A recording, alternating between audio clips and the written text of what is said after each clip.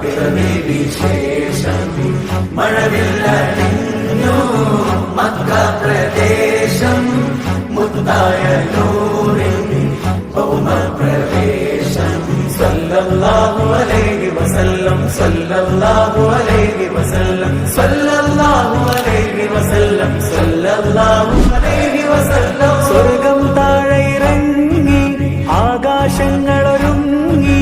ആമിന ബീവിക്കോമൽ പൂമോൻ പുഞ്ചിരി തൂകി